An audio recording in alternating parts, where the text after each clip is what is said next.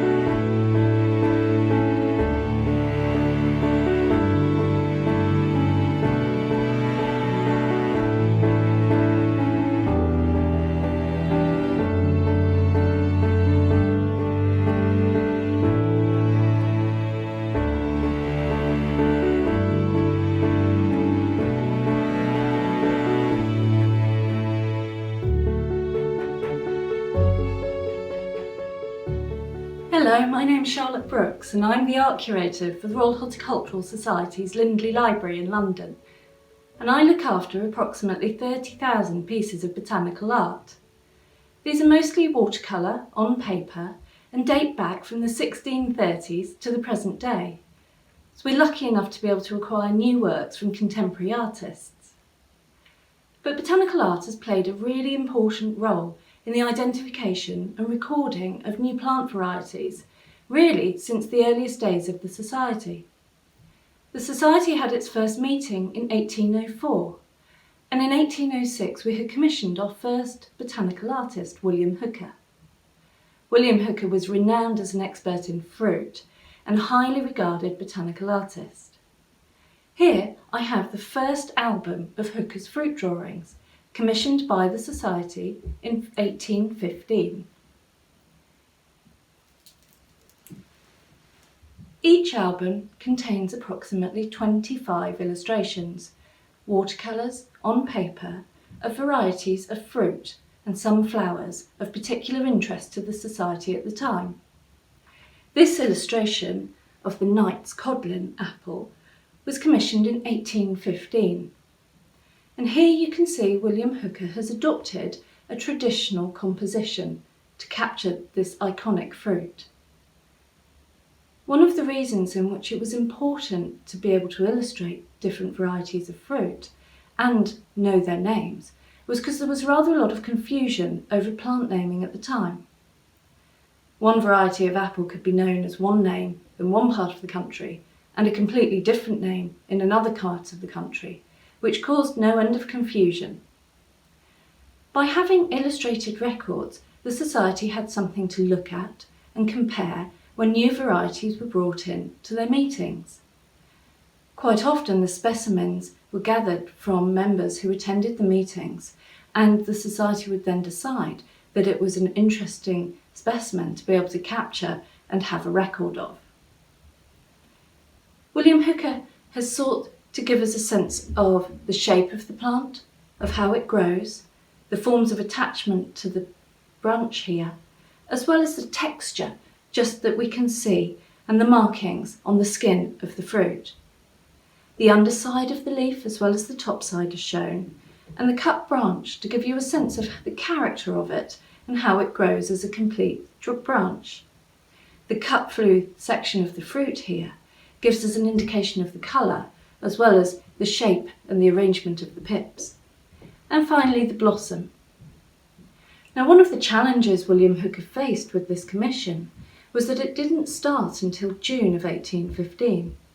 Now, any of you who are familiar with the growing seasons, especially in England, will know that by this point he'd already missed the early part of the blossom. Therefore, he was always playing a sense of catch-up with these drawings, of drawing the fruit first and how it was growing on the branch in situ, and then adding in the blossom later on with the next growing season. This meant that he was under a certain amount of pressure to finish the commissions, to present them to the Society's council members, but also to ensure that they were accurate and true representations of the fruit as it was growing.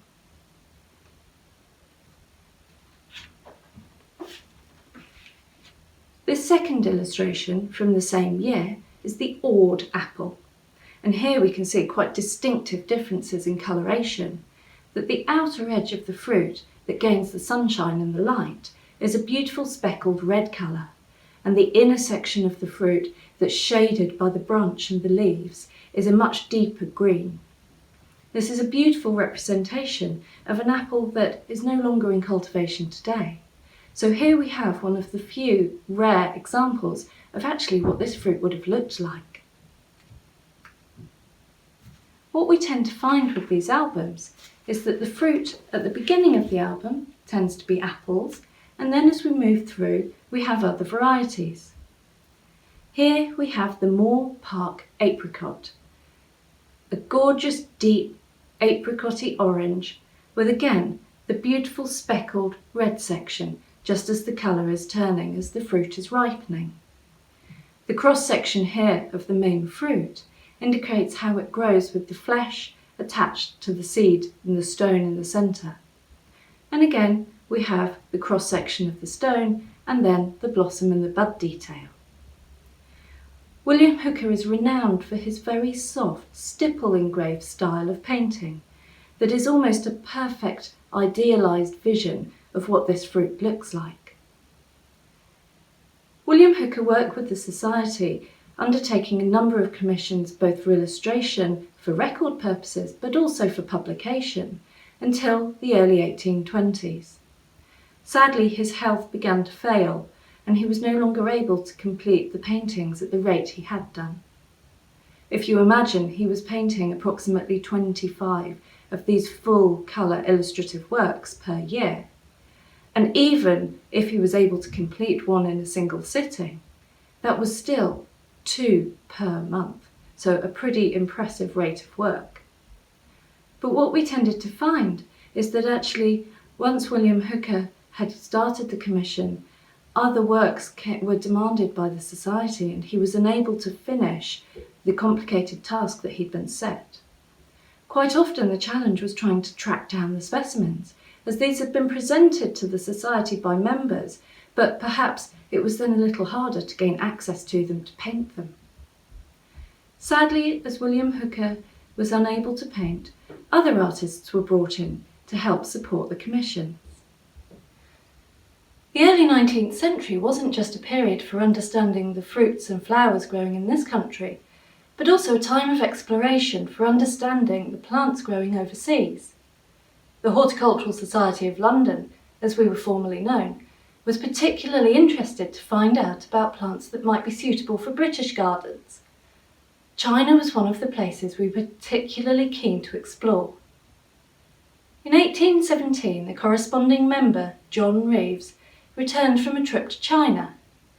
He met with members of the Society, and the meeting clearly went well, as it was agreed that we would pay his costs for sending back plant specimens, dried herbarium specimens, and illustrations of the fruit and flowers that were growing in the South China region. On his return to Canton, now Guangzhou, he worked with a number of local Chinese artists. As a tea inspector, he was particularly knowledgeable about the camellia plant, and amongst the earliest illustrations he sent back in 1817 were of the camellia varieties. During his period out in China between 1817 and 1831, when he finally retired, John Reeves sent back over 900 illustrations of flowers, fruit and vegetables to the Society. Here is one of the earliest illustrations showing 4 varieties of camellia. Each one is shown in 2 different views, so you get a sense of the full face as well as the flower to the side. John Reeves worked with the local Chinese artists, employing them using a mixture of their own local stylistic techniques, as well as that of the requirements for Western botanical art. John Reeves would have known entirely what was expected of a piece of illustration that was to show what a flower or plant was to look like. These drawings served as a form of catalogue from which plants could be ordered, but also we suspect that with these early ones, where we have numbers alongside each of the illustrations, that they perhaps were corresponding with a pot or a particular plant that was to be sent back. The illustrations were not just important as a means of being able to record and understand what was growing in the region at the time, but also for comparison, so that when specimens were sent back, we knew what they were supposed to look like when they came into flower. It often took several years for a plant to acclimatise and to come to full bloom. Therefore, it was useful to have an illustration for reference to see what it was supposed to look like and what the difference might be depending on the soils and the climate and the environment in which it was grown.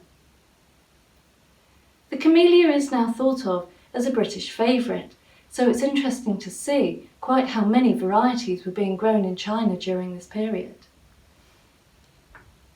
When John Reeves sent the drawings back from China to London, he didn't send them in great big guard books just like these, but typically they were loose drawings or individual sheets.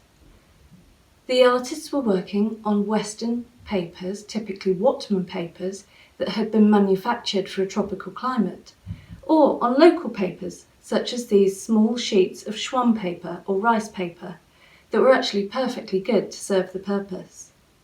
The Schwamm paper is much finer in texture and holds the paint in a much clearer way. In amongst the illustrations that we find in the bound albums, and this album was probably bound by the Society in about 1850, are some of the wild plants that were growing in the area. In amongst these are a large number of orchids. Now, the Society had long been interested in the cultivation of orchids, and so understanding more about the Chinese varieties would have been met with great enthusiasm. And in actual fact, this little illustration here of the Bulbophyllum discolor was named by Lindley. John Lindley was the Society's secretary at the time and had a great passion for orchids. This illustration was so accurate, it allowed him to name the genus, and actually he copied it for his own purposes. His own copy is with his herbarium collection of dried specimens, now residing at the Royal Botanic Gardens in Kew. But there wasn't a dried specimen to accompany this illustration, and therefore Lindley's copy actually serves as the type specimen. This is rather unusual, but not completely unheard of, that an illustration can stand in for the dried specimen. Another piece of information that's particularly valuable here is that we know when it was drawn and by whom. We know the names of 4 of John Reeves's artists, and here we have the name Arcut, A-K-U-T, in tiny pencil letters, dated 1827. Amongst the many beautiful garden plants that John Reeves sent illustrations back of are chrysanthemums. And this is just one of several illustrations of varieties of chrysanthemums found growing in Chinese gardens. The Chinese Hong merchants tended to grow these in pots, and they were adornments for the most beautiful gardens. Particularly special, these illustrations are important because they give us the local Chinese dialect name for the plant, as well as the first stab at identifying it with Western botanical name. These illustrations are drawn from right to left, rather than left to right as we might expect, and they are numbered as such. The letter A here, and the letter B. So we have here a combination of Western tradition and Chinese artistic practice. One of the artists who was brought in to support William Hooker's fruit identification drawings when he fell ill and was no longer able to paint was Barbara Cotton. This is one of Barbara Cotton's paintings from the early 1820s of Bell's Scarlet Apple. And as you can see, it's an absolutely stunning variety with this beautiful deep crimson skin. But Barbara Cotton's style was rather different to William Hooker's, perhaps more naturalistic. Here we can see elements of degradation to the leaf and blemishes on the skin of the fruit. We can even see that there's a little bit of discoloration here on the flesh of the apple and the cut cross-section. But she employed all of the requirements that answered the need for the composition, with the fruit as it grows on the branch, the underside of the leaf as well as the top side, the buds and the blossom. Another artist who was significant during this period was Charles Robertson.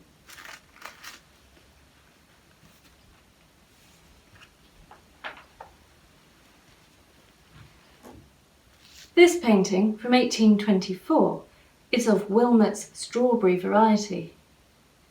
Charles Robertson was based in Soho, so not very far from the Society's offices in London. Robertson's style is also rather different to William Hooker's, but here we can see he employs all of the requisite elements of the fruit in order to capture its growing season. From the blossom to the newly formed fruit as it changes colour and ripens. And here we have the cross-section of the fruit once it's been picked. Rather unusually though, Robertson also includes the root detail on this illustration.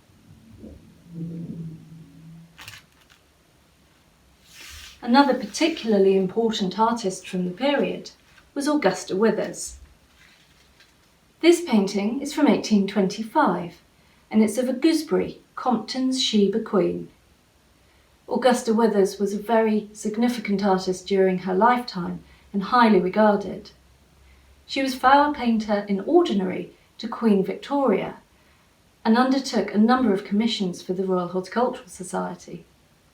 And in fact, in the archives, we have a letter stating that it was too cold for her to continue painting in the gardens at Chiswick, and therefore the Society would have to wait a little while before she could finish one of her commissions. Here, this illustration of the gooseberry is an absolutely stunning example of her versatility. It's a painting that's almost in monochrome, as she employs different shades of green to capture her subject. Here we can see the play of light that gives us deep shadows into the bunch of gooseberries, with a depth of shadow on the leaves, contrasting with the light as it glances over the skin of the gooseberries. The skin is nearly translucent, offering a hint of the seeds beneath.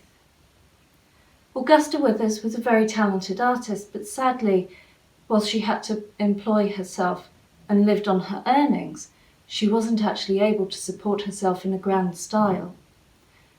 Despite having Queen Victoria as her patron, she died a poor woman and was buried in a pauper's grave. We don't just hold historic artworks at the Lindley Library in London, but we have a large collection of contemporary paintings as well, by botanical artists from all over the world. Artists can apply to exhibit their works at one of the RHS shows, where they're judged by a panel of experts. The experts are looking for botanical and scientific accuracy, as well as outstanding artistic endeavour.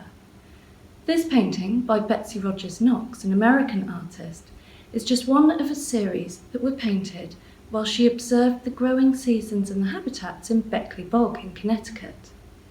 Betsy spent many, many hours on a raft looking, observing and noting the environment and ecology of the bog. Here you can see she has the dragonflies and the insects, as well as the undergrowth and the beautiful flowering plants in spring. This painting was awarded a silver gilt in the Judges' Special Award at the Botanical Art Show in 2019.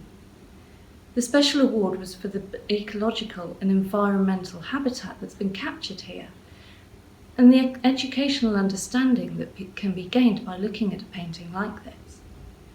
Betsy's work is renowned for her detail and her understanding and sensitivity of the environment that she's captured. Another artist who had success at the RHS Malvern show in this time in 2018 was Dr. Caroline Jackson Halston, with a series of watercolours of Passiflora or passion flowers. This beautiful painting here of Passiflora Jelly Joker was just one of a series of paintings that won her a gold medal and also Best Botanical Art Exhibit. Caroline lays her specimens out on the page so she can gain a sense of the pattern and the form and the geometry of the plant. She then makes rough, pale graphite pencil markings in order to be able to keep a track of where the plant is spreading and what the geometry and the forms are like. Once she's removed it, she can start to fill in the watercolour, using the very edges of the paper to capture just the right colours before transferring them to the main body of the watercolour. This is another of the paintings that Caroline exhibited at her show in Malvern, this time Passiflora violaceae, another cultivated variety, captured in a beautiful, stunning pink. Here we can see the emerging buds and how they open out into the full flower of the passion flower head. This is a stunning piece of design, as well as technical execution, that really captures the character of the plant as it may grow in the garden. Artists don't just use watercolour to capture their subjects, but they might use pen and ink, graphite pencil or coloured pencil.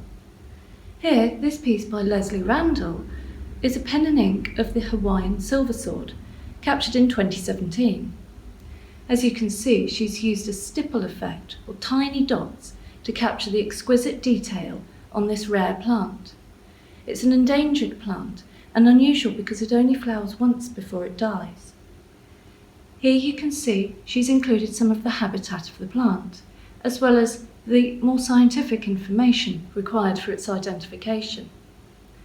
Leslie has been awarded 2 gold medals with the RHS, one in 2010 and the other in 2017 when she exhibited this drawing at the Malvern show. When Nellie Roberts first started painting for the RHS Orchid Committee in 1897, she really had her work cut out for her. Not only was she tasked with illustrating the orchids that had gained awards of first-class certificates or award of merits, but she was also sometimes asked to fill in the gaps for those orchids that had gained awards before she started. During her lifetime, Nellie painted for 56 years for the RHS and finished over 4,000 award-winning portraits. She's the longest-serving artist in the RHS collections, and certainly the most highly regarded, and now one of the better known. During her lifetime, though, she came to become an expert at capturing these illustrations, and these 2 here, presented by McBeans, demonstrate perfectly the value of having comparative illustrations. They're both of Laeliocachlea Princess Margaret. The illustration here is of the variety Perfection, and this one here of the variety Magnifica.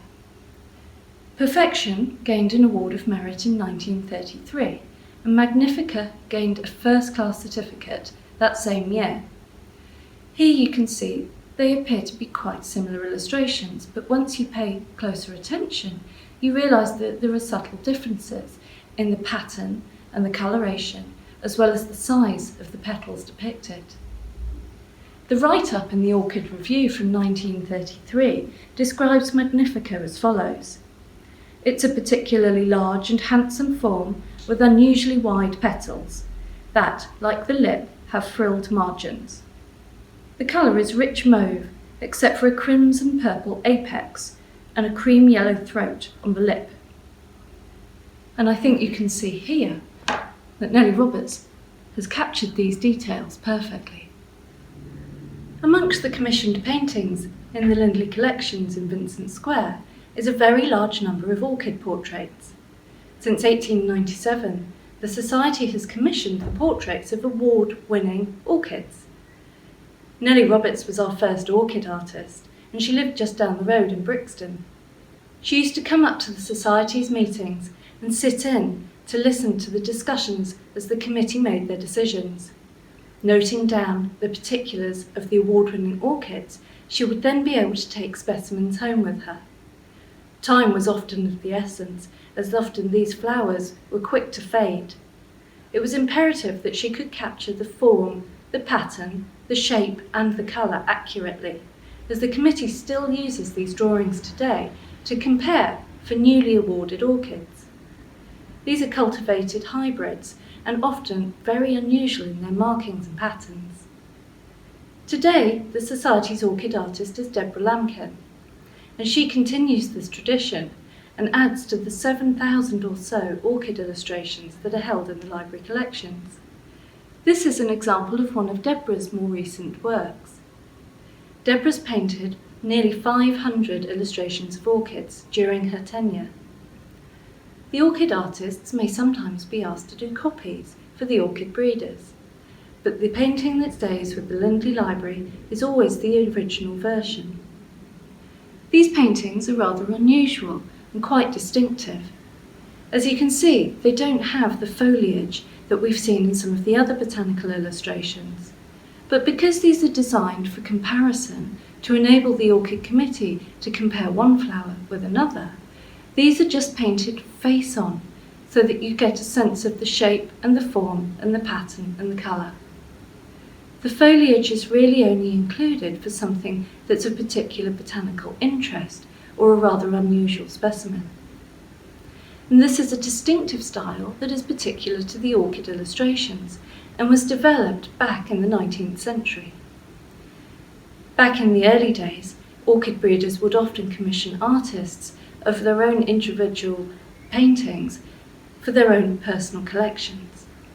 And this was an idea that the Society realised was particularly valuable in order to keep accurate records.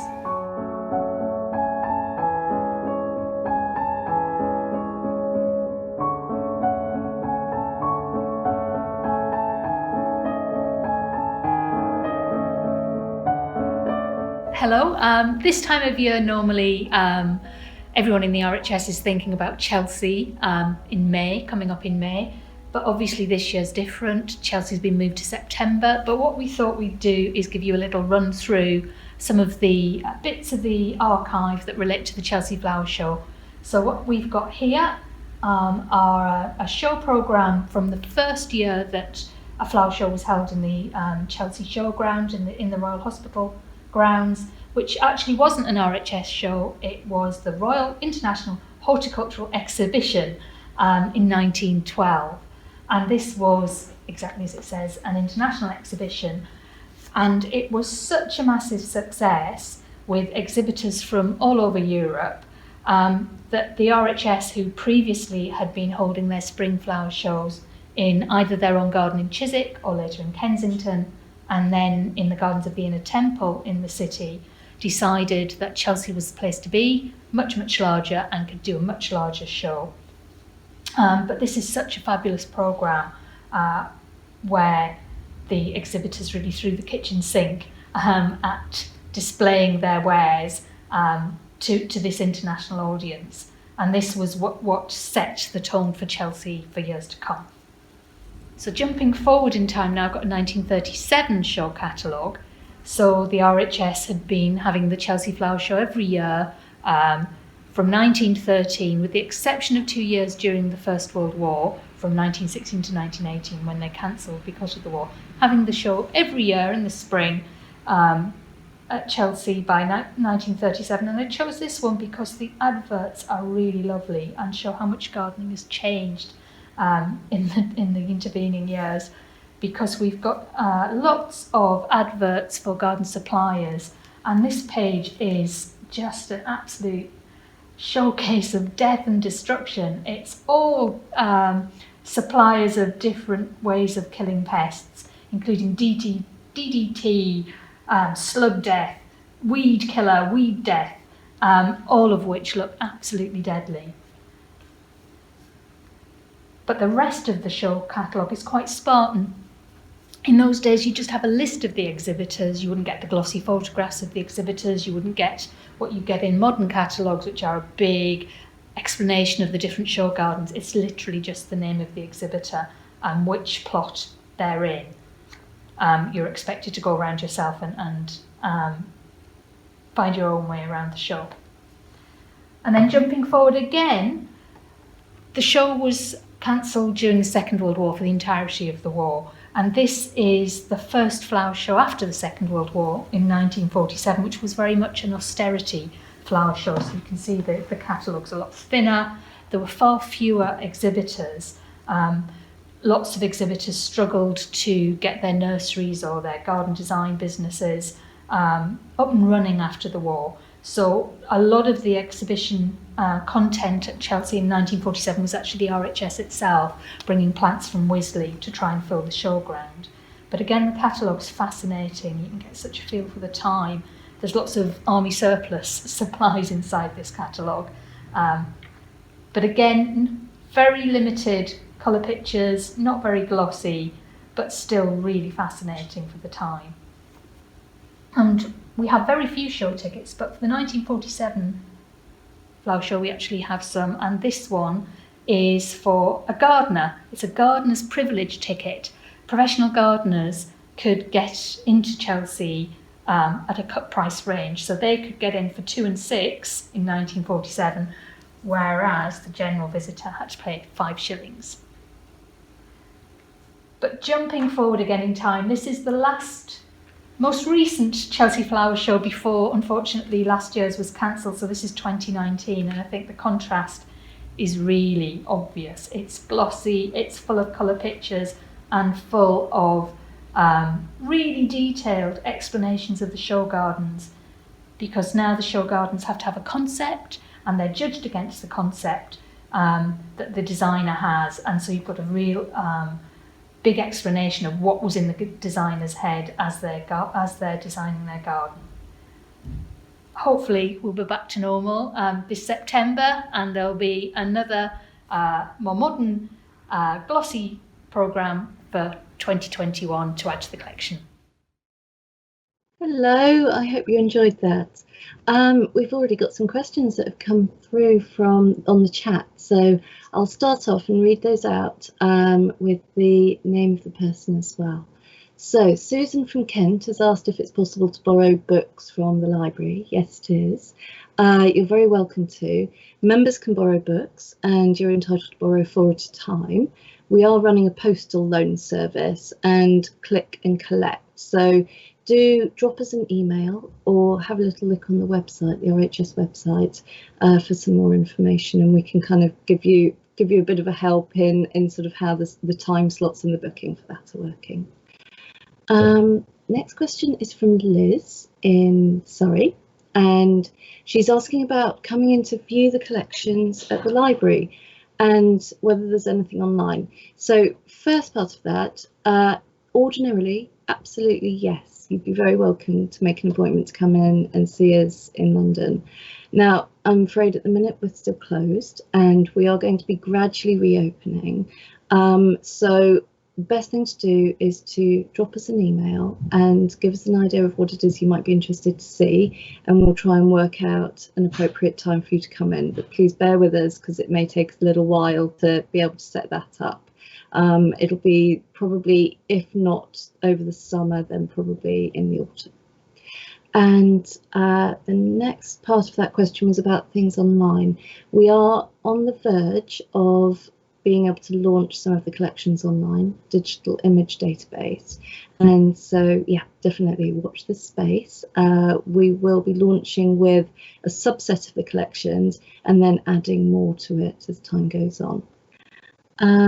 Question from John in Guildford asking about the gardens and whether they have libraries. So your nearest RHS garden is Wisley, and yes, in fact, the new garden library is going to be absolutely stunning, and that will be opening soon. And once the garden and the building, that end of the garden have been finished, it'll be a really lovely place to go and visit. So yes, do have a look at the RHS website as well, because the information on specific opening times will be there, because we've had to adjust things slightly with COVID. The next question is from Susan in the UK, and she says she's an amateur painter. She's tried sketching flowers in the garden and would like to know more about the best medium for painting flowers, whether oil, acrylic or watercolour, and which is most used in the paintings in the RHS collection. Okay, so honestly, the honest answer to this is give it a little go and have a try and see what you prefer. The botanical illustration that we have in the library is watercolour, and typically botanical artists tend to favour watercolour, perhaps coloured pencil, because they allow you to get quite fine detail and quite detailed colour matching, so you're able to kind of accurately represent the plant's colour. However, a lot of artists prefer to do something a little looser or less detailed and more impressionistic, in which case oil or acrylic may be a medium for you. So I think it's probably best to give it a go and see which you prefer. Another question here from Shirley in Somerville, asking about similar organisations and botanical art collections in the US. So yes, absolutely, there's a thriving botanical art community in America. You're very lucky, and the American Society of Botanical Artists is your best port of call. They are very, very active, lots of members, lots of activities, and there are also botanical art collections in many of the major museums and galleries. The Hunt Institute for Botanical Documentation is a good place to check out, and actually the Smithsonian, I think, has an extensive collection. But yeah, I would say go to the American Society of Botanical Artists and you'll find some good information there. Okay, so we've got another question here from Erin in Park Ridge, who's asked about my favourite botanical artist of all time. That's a really hard question to answer, because actually a lot of the contemporary artists who are practicing today produce some really stunning work, and it's very hard to pick and choose. But I would say that Eret, it's very difficult to beat George Dionysius Eret. His work is absolutely beautiful. He tended to paint on vellum, so definitely worth having a look. Now then, oh, very, very kind comment from Mika Monclair, who says she's amazed by the number of companies that Viking sponsors. Keep doing the wonderful job of sponsoring these awesome companies. So thank you. I'll pass that one on. Viking, I agree, some great collaborations. And a question here from Sage in Kent. She's asking about how did the collection come about? Was it a private collection to begin with, and was it passed on to us? Now, the collection is it's one of those, collection is one of those interesting words in my world, because you may have the collection meaning all of the artworks in the entire library, which is about 30,000 pieces, or it might be that we're talking about a sub-collection, if you like, so the works by William Hooker. And so the entire collections have come to us from a number of sources. So we have a lot of artworks that we commissioned. So the William Hooker's paintings of fruit, Nellie Roberts' paintings of orchids, those we commissioned. So we identified the plants we wanted painting, and we commissioned the artists and paid for them. But we do have a lot of artworks that were gifted to us, presented as part of a bequest, and there are also artworks that we've bought individual pieces from contemporary artists. So a number of sources there. Emmett from San Jose has asked, how did I get into my profession? So I studied art history and English at university. I qualified as a librarian. I worked in a number of special libraries, including photographic libraries. and started working at the RHS. It was about 17 years ago, so I've been there for quite a long time, and more recently did another master's in heritage and interpretation, so bringing the focus much more into kind of curatorial exhibition and storytelling, which is great fun, which is really good. Another question now from Jenny in Livingston, Texas. Do I have a favourite flower myself? And Jenny is a fan of peonies, roses and dahlias. Yes, all of those, stunning. I must admit, I've got a real favourite, and that is peonies, and I'm very pleased because my peonies have just come into flower, probably far too early in a kind of unusually warm London at the minute, so it may not last, but I'm very pleased with them. And another question here from Joan in San Diego, asking if the watercolours are drawn from live flowers or pressed flowers. So these are drawn from living specimens.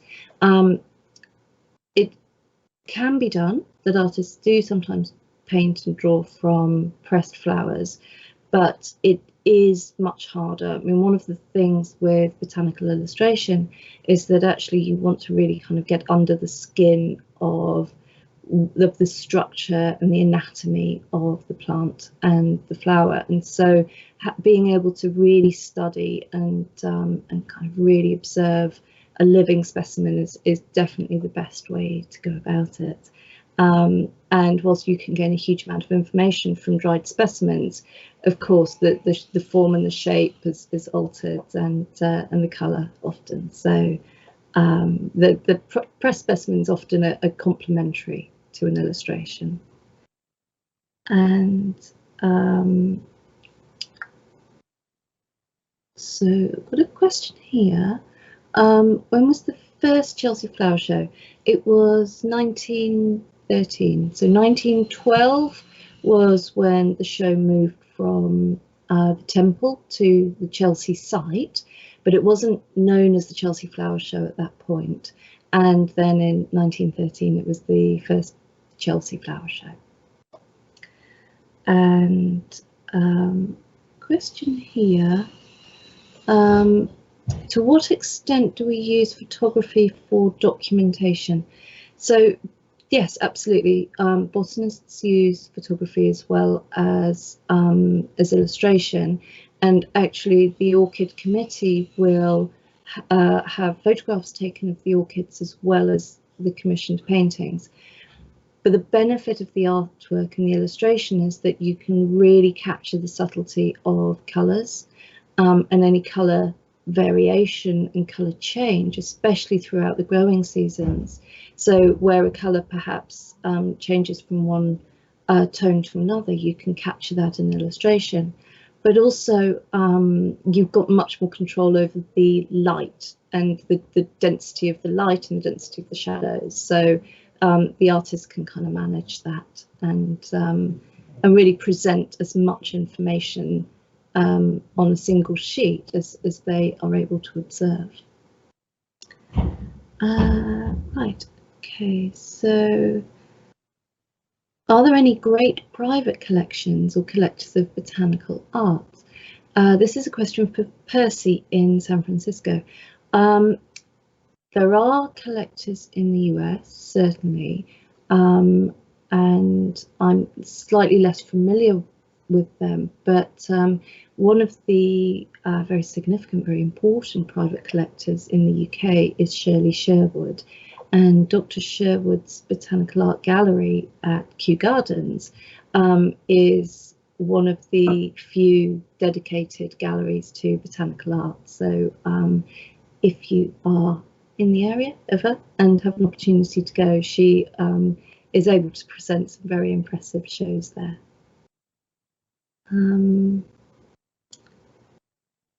So question from Leonora in Louisville, does the art collection ever travel to other countries on loan?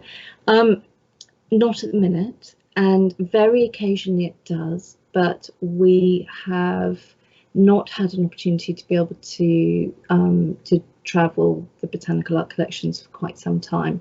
The last big exhibition we did was for the Society's bicentenary, and we had a large number of artworks go to Japan for 6 months, and so actually we at that point needed to be able to rest them and to not showcase them in an exhibition environment for quite a long time afterwards. It's always a tricky one, because whilst we love being able to exhibit the artworks and are very keen to, especially for overseas trips, it does mean that they're then not available for research in the library. So it's always a bit of a balance that we try to meet.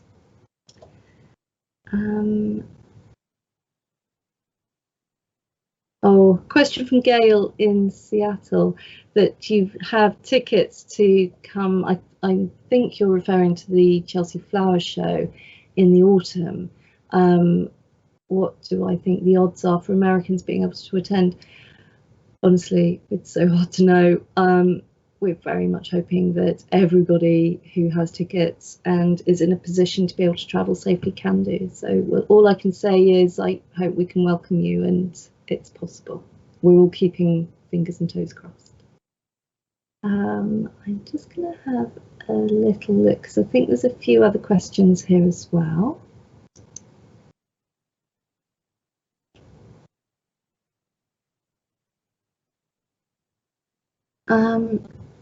I've got a question here asking, do we have any flowering tree illustrations?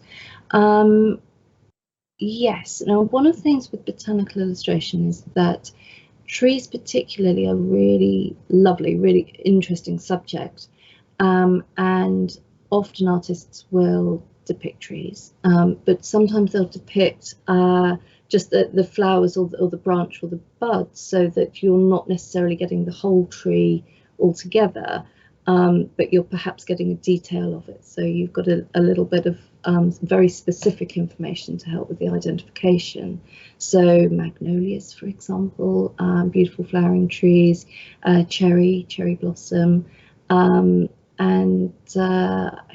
honestly, if you've got anything in particular you'd like to see, drop us an email and we can have a little look for you.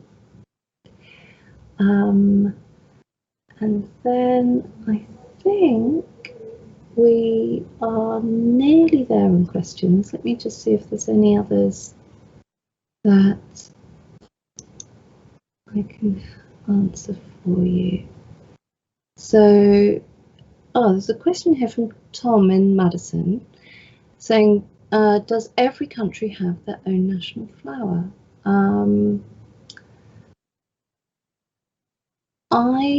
Now that's an interesting question.